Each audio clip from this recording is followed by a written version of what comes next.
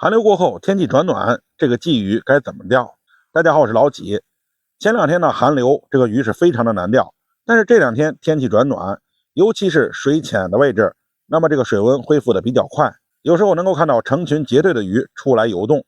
那么这个时候的鱼怎么钓？为什么很多人钓却钓不到呢？今天我就分享一下自己的经验和心得，原创不易，希望大家关注一下老纪。每晚6点30分，老纪在直播间分享更多野钓知识。在水浅水清的位置，尤其是晴天无风的时候，这个水温回升的比较快，那么鱼的活性恢复的也比较快，这样它才会出现一个主动觅食的状态。但是很多的钓友却忽略了一个很重要的问题，就是安全感。很多的钓友都喜欢坐到水的旁边去做钓，在夏秋两季，水中有很多浮游动植物时，水体变得很浑浊，人既看不到鱼，鱼也看不到岸上的人。那么坐在下面的岸边，使一只小短竿做钓，肯定是非常的惬意。但是在冬春两季时，水体过于清澈，如果还坐到下面，基本上这个鱼是不敢靠近岸边的，哪怕是岸边有水草，除非水草非常的浓密，能够遮挡住所有的视线，否则这个鱼连近岸的草边都不会来。使用短竿做钓的话，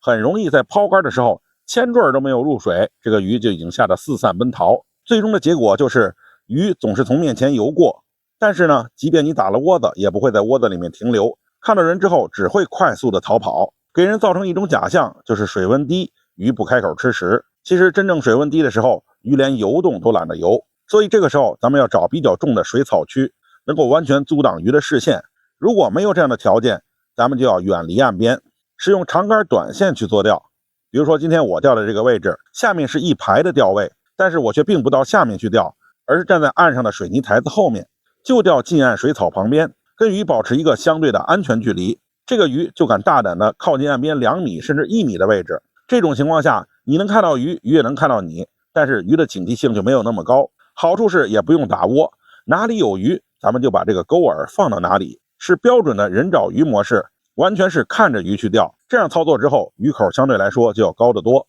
所以这个时候钓鱼比较活跃的浅水区时，一定要秉承着水清钓远，水浑或者是水下障碍多可以钓近。好，本期的视频呢就分享到这里，觉得有用的话，别忘了关注一下老纪，咱们下期视频见，拜拜。